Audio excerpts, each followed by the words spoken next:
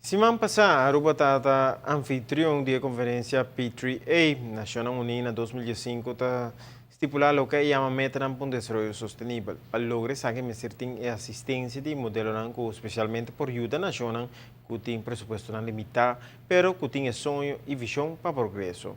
Para um instrumento pesado que está a coalição entre setor público e privado, conhecido como Public-Private Partnership. Pero el pensamiento também mais leu que unicamente o modelo PPP.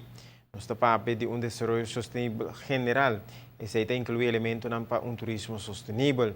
E o diretor executivo da Oficina de Turismo faz uma apresentação na conferência P3A aqui, e seu enfoque estava para servir factor necessário para manejo sustentável do turismo e elementos necessários para ajustar o modelo ora essa que está necessário.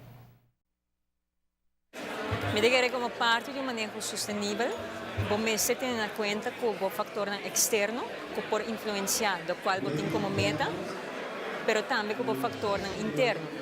Externo está dinámica na que cambia del turismo, tendencia na novo, que vos tener en cuenta con él. Interno está estado de calidad de vida de la población, con gente sinti referente al turismo.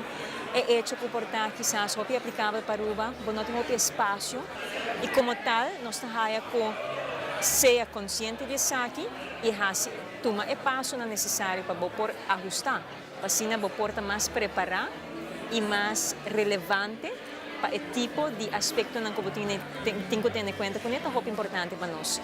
E como tal, me estou orgulhoso de Aruba, mirando com explicando na tour presente também trajeto de história e com Aruba Acana, por meio com Aruba Tourism Authority e visionário na Cototateca, iniciar com o turismo com a Acana caminho aqui, está llenado com orgulho, mas também é hecho que nós porta parte, nós te privilegiando que porta parte de rethinking process que está bastante amplo, a tomar lugar recentemente com a independização de ATA. Me quero trazer adiante que essa que trata de cambio de manejo financeiro de ATA, de como financiar o manejo de turismo de maneira duradoura, mas também que nós não somente a reorganizar a organização completa. Urgente me será aplicar para trabalho de novo.